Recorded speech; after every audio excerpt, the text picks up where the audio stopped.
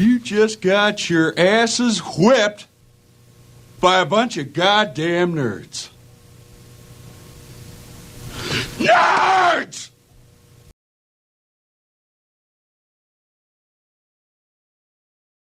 Welcome back, everybody. Nerds Podcast. And I would like to thank everybody so far who has supported us, subscribed, shared, liked, all of that. If it's your first time here, do us a favor, hit that subscribe button.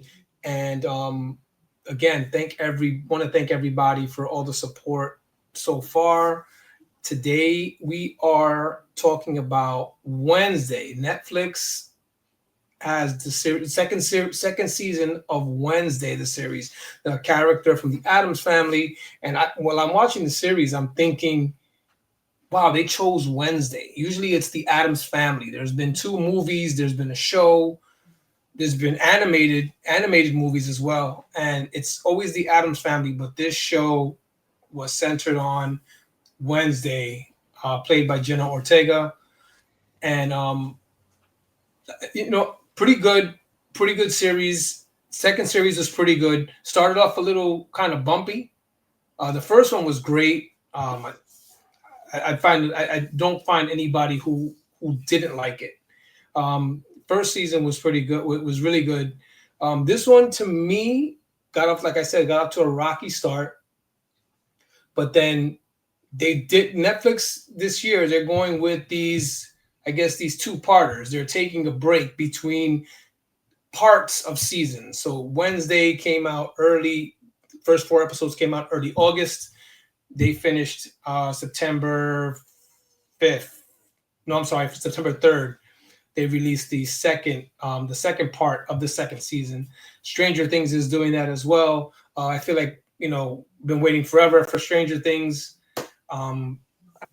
It's ridiculous how long these seasons. I don't know. I don't know if it's me, but it's weird how long these seasons are taking in between season 1, 2, season 3, 4. Stranger Things is on a whole nother level. These kids went from 11 years old. They're like 38 now. I don't know. Like, they seem so old now. Aren't they grandparents now? I mean, basically, they got the AARP cards when it drops. Just to get on Stranger Things is going to start, I think, Thanksgiving. Second part is Christmas, and then the finale is New Year's Eve. But I'm sure that's geared towards trying to keep subscribers, keeping people, subscribe to Netflix and not just watching it all and canceling their subscription. I get it. I'm not mad at it. It's just as long as we've had to wait for some of these series to break it up like that, to me is just, they're really dragging it out. But let's get into Wednesday. So Puba, we're back at Nevermore. And after the whole thing with the hide in season 1 with Tyler, and he's captured. Wednesday, Enid comes to Wednesday's rescue. So we're back at Nevermore, and take us through it. Well, season. I remember kind of going into this that I didn't want to watch this series again. Very similar to this type of show where we discuss what we're going to be doing and what we're not going to be doing, what we're into, what we're not into, and we try to do different things. And all of us, again, even with the Nerds family in general, with the fans and their nature, not everything gets to get covered. And at first, I was reluctant. I'm not going to lie to you. Season 1 was phenomenal. I was hooked instantly, and it had some things that I had some questions about. But the return to Nevermore on season 2 and the mysteries and the adversaries, this season definitely gave us an expanded role for the Addams Family. We got more to be with them. I wasn't a fan of Luis Guzman as Gomez, and I kind of liked it. Going towards it, I kind of liked it very much so. General Ortega is my Wednesday. As much as I know that we grew up with Christina Ricci doing the role of Wednesday for a long time, man, when you talk about the seriousness of Wednesday, when you talk about that demeanor of Wednesday, what Jenna Ortega does for this series. I did a short on Emmys, as you know, and how she portrays Wednesday, how she's not really the same thing in real life. And I think Enid Sinclair talked about this as well. Emma Myers is the actress, but Enid is the same way. She is not that type of person, this bubbly personality, that type of person on the show in her real life. The cast is pretty amazing. I got to give it up. Like what they did with this cast between Hunter Doohan and Christina Ricci coming back as Thornhill, Gwendolyn Christie, who's Larissa Williams, and I know her from Game of Thrones, of course. And then you got big people like Steve Buscemi. I love Steve Buscemi, and of course you got Catherine Zeta-Jones. But the cast is phenomenal. The storyline, I agree with you. Part one of season 2. Yeah, part 1 of season 2, right? Because it's all, so they didn't do this for season 1. Season 1 was exactly what you saw, what we normally kind of see with Netflix series, where they kind of throw everything at us. They broke this down, and I gotta admit, like part 2 was so much better than part 1. But even as a combined the two, I don't think it was better than season 1. Season 1 was so much better, and I got it's really hard to tell a story from the first part. Like if you think of the first Iron Man and you think of everything after that, it's kind of an afterthought because it's always hard.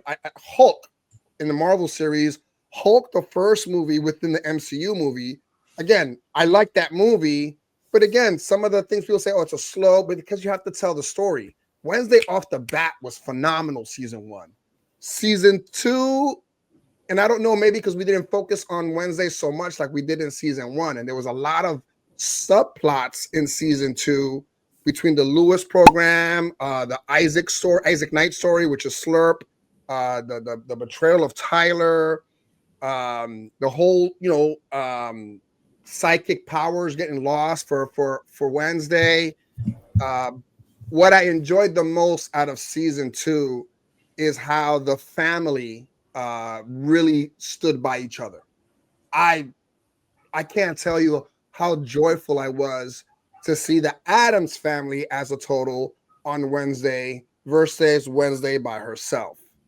And I know we're gonna get more deep into this whole season, which I pretty much we're gonna get a season 3, thank God. So if you didn't know, we're gonna get a season 3.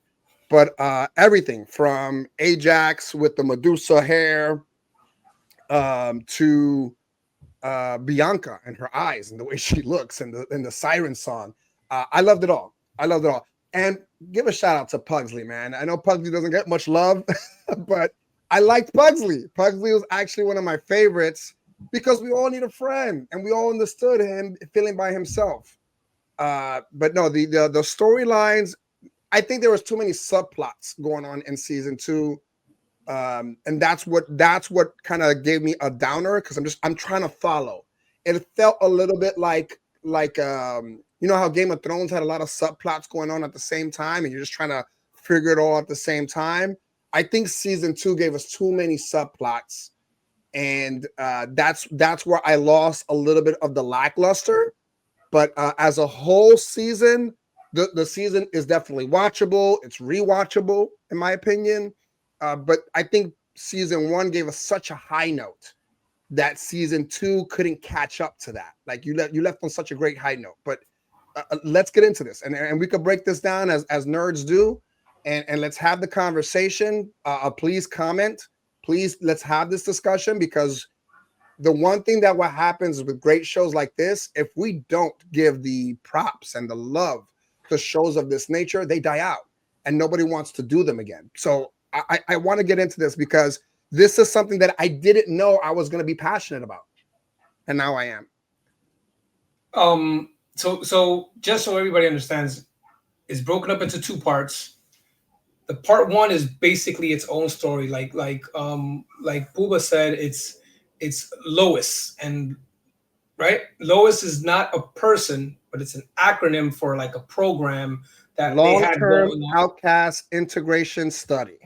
So, like I said, it's an acronym, and then we get the break, and then we go into part 2 of season 2, which kind of takes a different turn because, like Puba said, there's a whole bunch of subplots.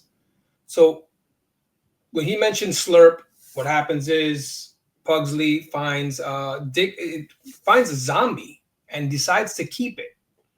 So pay attention to that part because that goes into part 2 of season 2.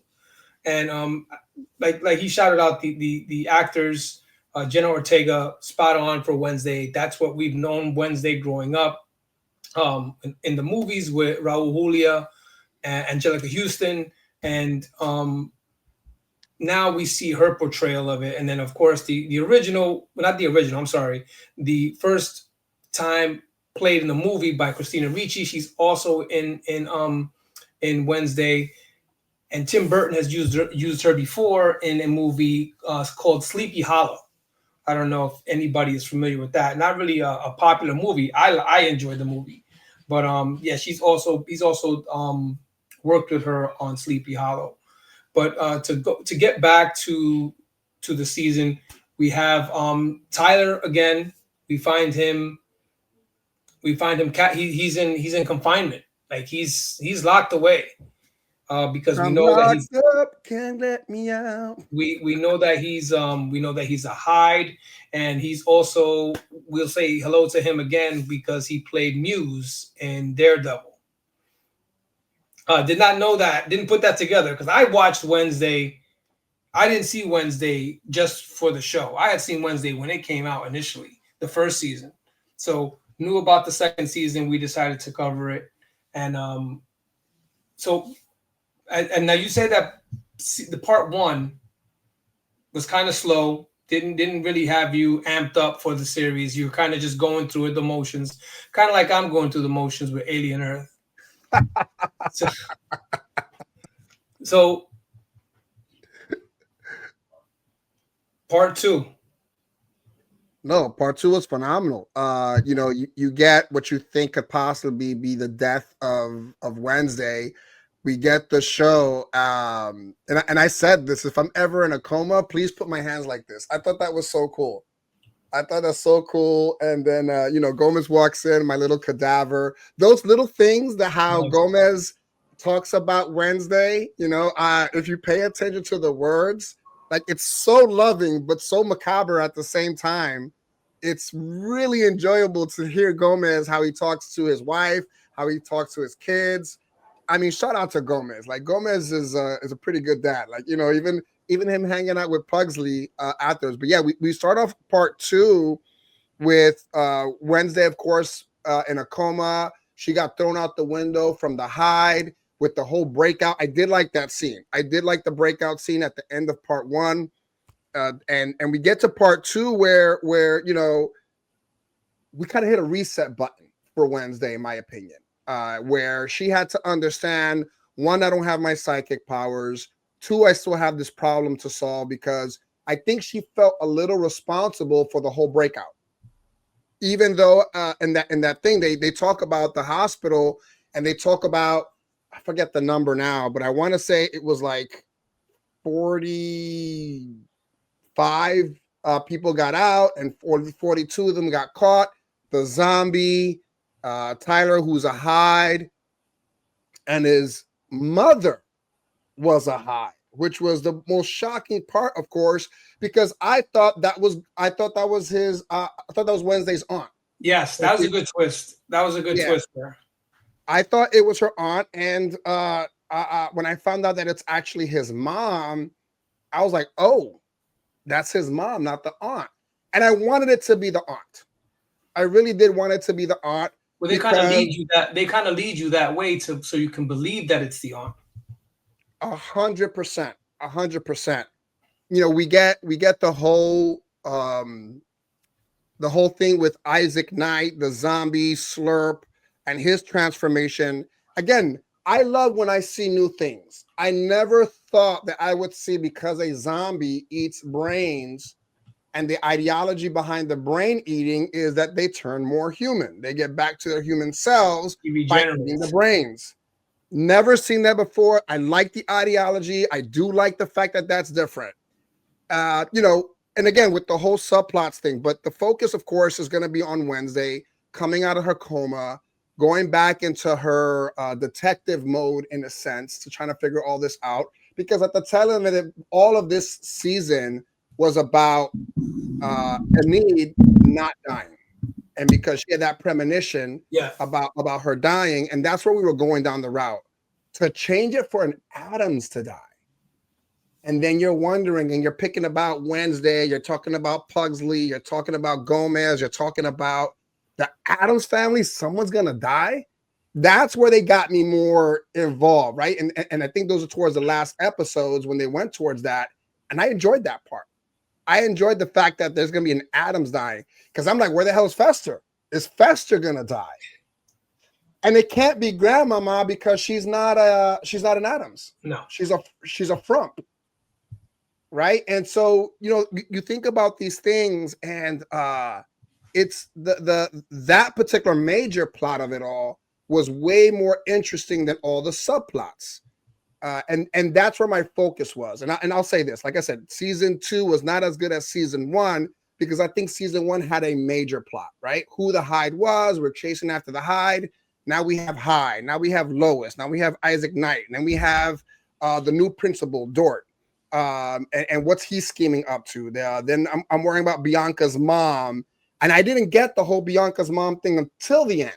Yeah, like I wasn't interested in that storyline for the most part of why she was hiding her mom. It didn't come to full fruition to the whole what do they call it? Morning song.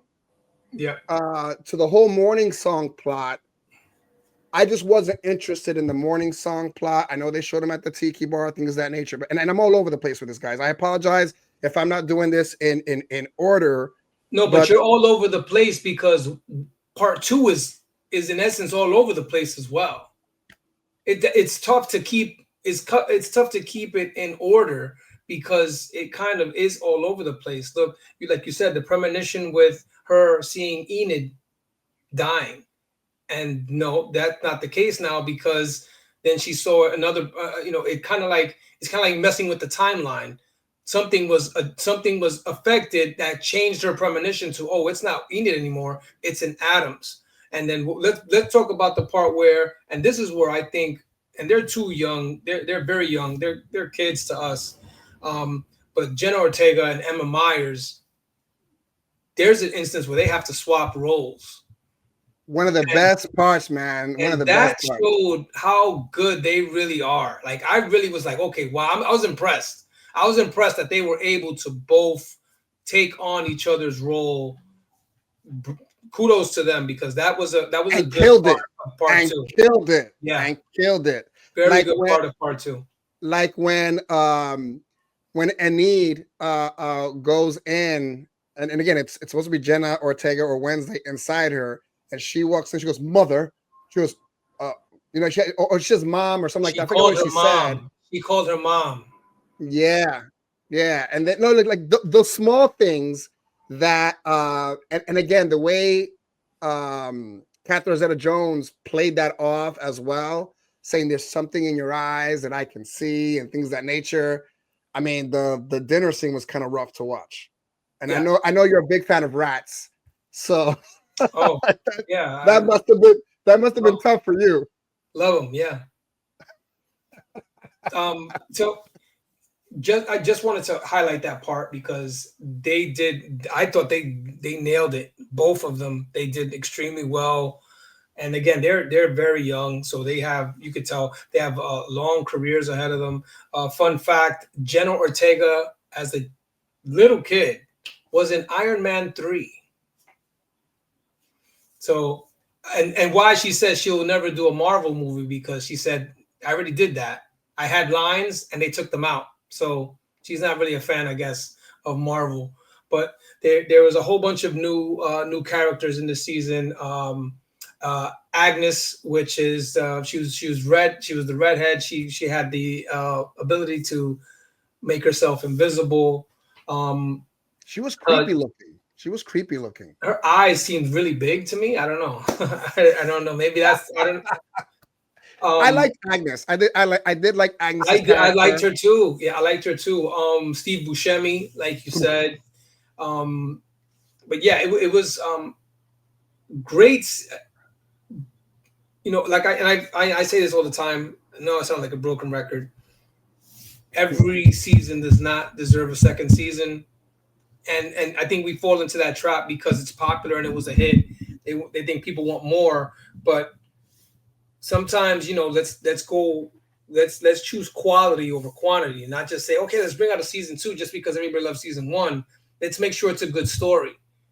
And sometimes we don't get that, and we'll get seasons that are dragged out, and they're in 6, 7, 8 seasons, and by the time you're at 6, 7, and 8, the stories they're going through the motions and it's ready to end. Not saying that that's the case with Wednesday, because I thought this season was pretty good. Of course, it's not the first one. The first one was really good, but one of the drawbacks is, like Pooh said, they're all over the place, and it's tough for us to cover it right now. We're all over the place too, because it's tough to nail down one story. Like he said, Bianca's mom, that was really a subplot, but wasn't like they would just come back to it and just, oh, okay, that's right, yeah, it's her mom now. Okay, you know, the first part. If they would have just stuck with those subplots that in part 2 and just made it on all 8 episodes, I think it would have been better. It would have been easier to follow. I was able to follow it. Thank God, because I thought it was good. The second part of the second season was good to me. The first one, like Pua said, kind of got off to a rocky start. You kind of really have to get through that just to make sure that you're ready for part 2, which is. And there were things, Pete, that I appreciated, like the whole idea between the purple and the black and the Nevermore and the whole Edgar Allan Poe thing. And Steve Buscemi did a really good job, because I know they were trying to portray Edgar Allan Poe because he had the same hair as Edgar Allan Poe. He had the mustache like Edgar Allan Poe. So the way that Tim Burton was trying to do this and kind of give a shout out to the basis of this dark, poetic Wednesday, because again, she's also writing a novel, still writing that novel at the same time. But you know, they don't have to work too hard, because I think Jenna Ortega, like you're saying, between Jenna Ortega, Wednesday, Enid, Agnes, Tyler, even Morticia and Gomez, you have great characters. You just got to put them into a plot, and I think the magic can work. I mean, again, I've never thought that I would never like another Uncle Fester, right? Even though we had Uncle Fester on the show, and I'll let you explain that. I think Fred, the Armisen, I want to say his name is. I hope I get that correct. Yep, you got it. I'm hoping that I see, like, if it's just Wednesday and Fester, sold. Take my money. I'll subscribe more to Netflix. I'll pay my money. Those two together, wow. And I know we're gonna get into, but but man, I think for the most part, with what Tim Burton was trying to do, and the and other things, if you notice the 2 snaps, every time that there's a snap, it's always 2 snaps. And the reason behind that is da-da-da-da. And that's the reason why everything is 2. If you notice, everything is 2 snaps. Even when in the intro to it, you'll see the thing come in and you'll snap twice. Everything is 2 snaps because of the theme song to the Addams Family. Well, the Thing is from Fantastic Four. He is just Thing. Right. Sorry. I stand corrected. Thing. Yeah, absolutely. High five. I'm sure he'd want you to get his name right. But you know, and that was another thing. They had one of the subplots, which is, I think, one of the main subplots, was Tyler. His connection, his mother had been locked away. That he had thought she was dead. She's locked away. He finds out she is a Hyde as well. So Christina Ricci, which was Thornhill, she had ended up being his master. But it turns out his mother was in turn going to be his master going forward. Now she had him locked up. She was treating him, of course, like a mother would, very strict. But then how they tie in Slurp is that he has a connection to them. He's like Puba said, he's the more people he bites or the more brains he gets, weird, he's regenerating. And he's starting to, you can recognize him more. And what happens is he is actually related to the Hydes. He's their brother. Now, this also gets tied into Thing, as Slurp was buried by Morticia and Gomez while they were younger. And they chopped off his hand, and his hand ended up staying with them, and that was Thing. So at the pretty much end of it, he attaches Thing back to his body. So he has his hands back. They're trying to take away the powers of the Hyde from Tyler. So that's where the final scene is. They're in the clock tower of Nevermore, correct? Yeah. And that's the end scene. Yeah. Again, Wednesday's premonition is coming into play because she is buried alive. What happens? Enid and Agnes are trying to rescue her, and Enid makes the ultimate sacrifice. She is an alpha, and if she turns, what is it, Pooba? That if she turns, she's permanently in that alpha. Yeah, she's an alpha wolf. If you know about wolves in general or werewolves in general, werewolves that usually turn during the full moon. An alpha wolf can turn whenever they choose to. They don't need the full moon to turn. But if again, she they do a really to, good job of explaining that. But yeah, exactly. If she chooses to turn during a full moon, she will remain in that werewolf form. Permanent. Yes. So she made that sacrifice because they weren't going to be able to dig Wednesday out in time. They weren't strong enough. She said, I'm not strong enough. So she willingly turned, and they saved Wednesday, but she ended up staying that way permanently. So that's what leads into season 3. During the battle, Enid definitely runs off. Wednesday goes to fight with her family, to fight Tyler Knight. Well, I'm sorry, was it Well, it was the whole Galpin family. The whole Galpin family, in a sense. The mother, you're right. So Isaac, he's the main antagonist for me was him, because of the whole, he wanted revenge against them because they killed him. He got his hand back. He's looking for revenge against them. So again, Tyler's mom was trying to save him by having them remove that ability for him to turn into a Hyde. So they were trying to take that away from him. Wednesday ends up saving him, which don't know how that's gonna pan out in the end. He was trying to kill her at one point. She was in a coma because of him, because he gave her the only backslap through the window and out the building, and she was in a coma from part 1 to part 2. And I like the fact that he asked her, he goes, "Why?" And she goes, "I missed." She saves him. She saves him, which was like, whoa, okay, but I don't know what the reasoning for it was, but that was what is going to lead into season 3.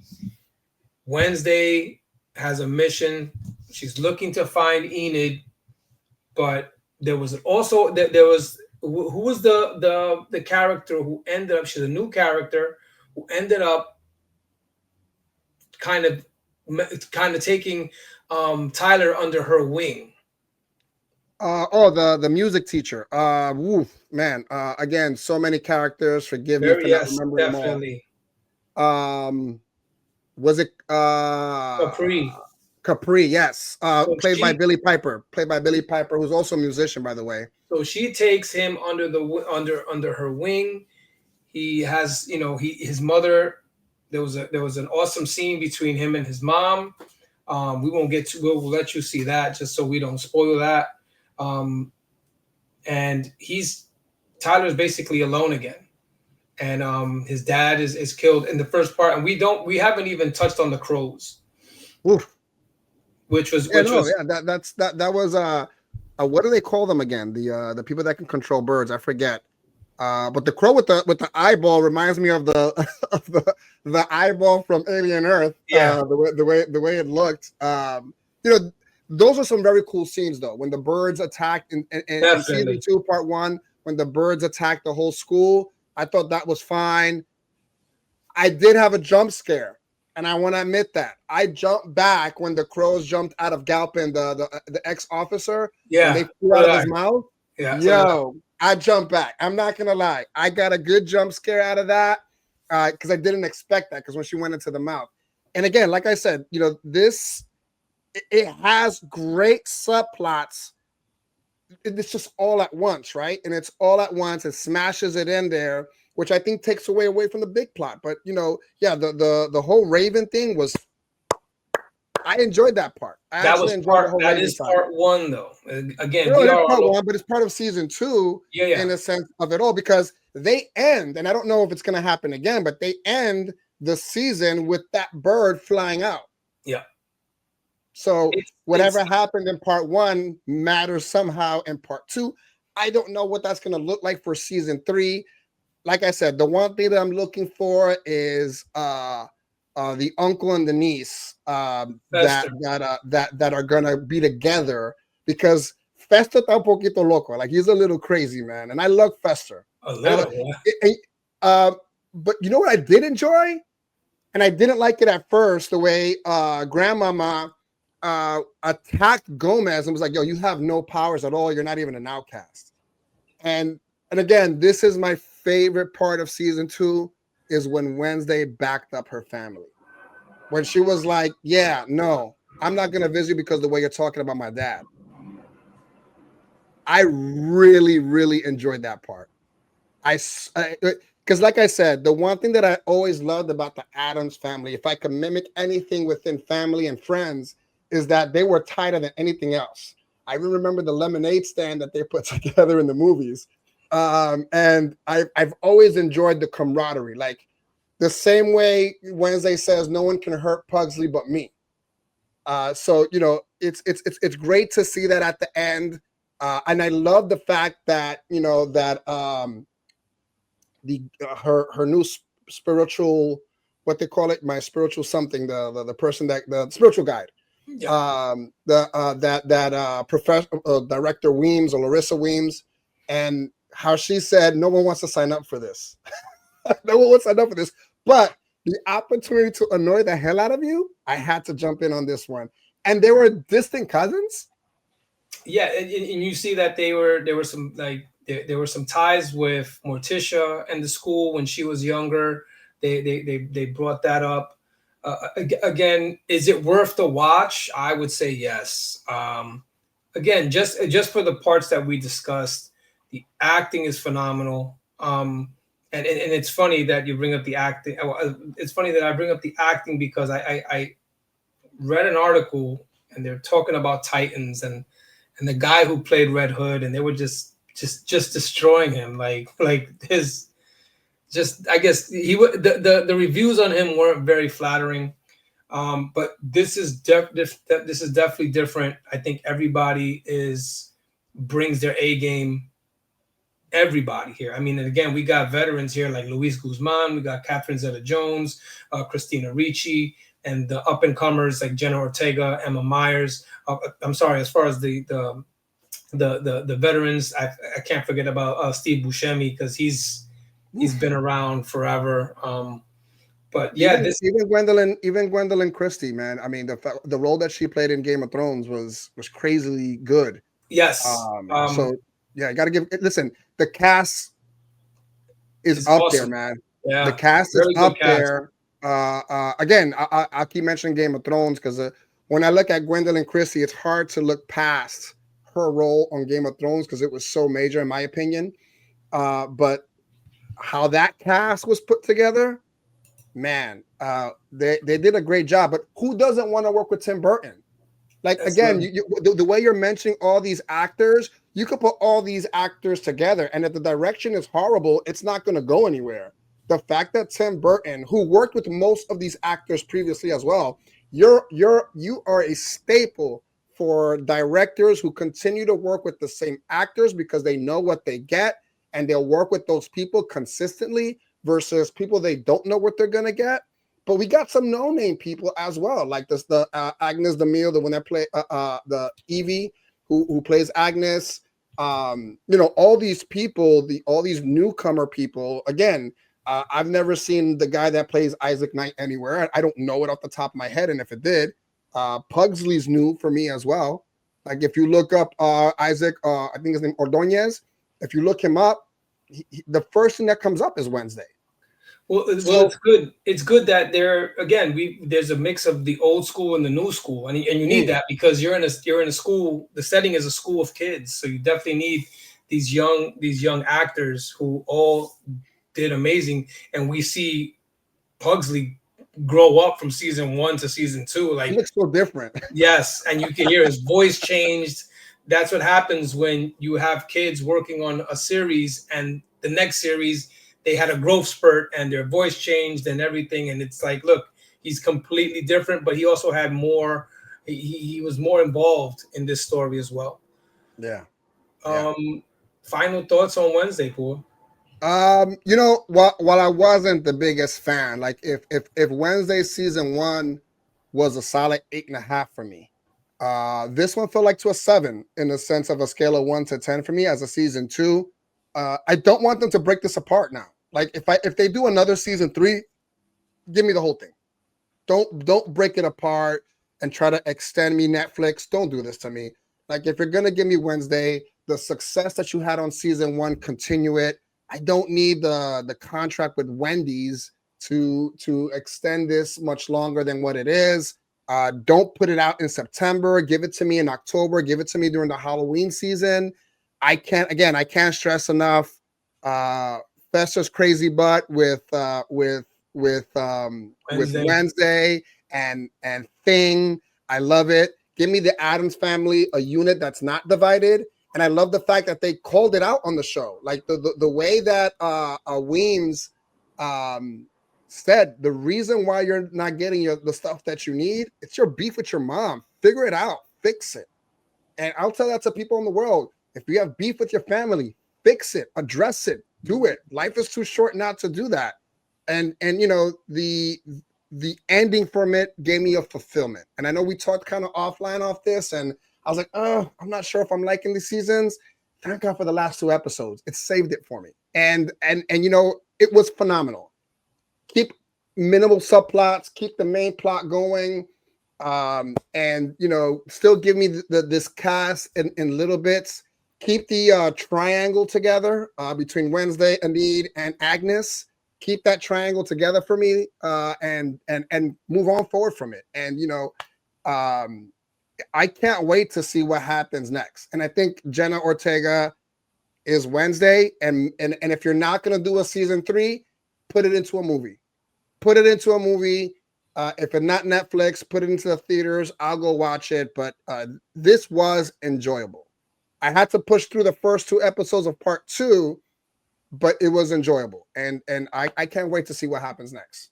I have a feeling you're SOL as far as them breaking it into parts, because it looks like that's what they're going to be doing now, especially with the popular ones. They're breaking Stranger Things up into 3 parts, not 2. So I don't know. I'm not saying I know or I'm right, but I don't see why they don't do that going forward. If they did it with Wednesday, they're doing it with Stranger Things. I think that's going to be the norm now. Do you prefer it this way, where it's broken into parts? It doesn't matter to me. It doesn't. It really doesn't. It doesn't. Either way, it doesn't matter. Look, we've discussed this. Peacemaker is 1 episode a week. I like that. I love it.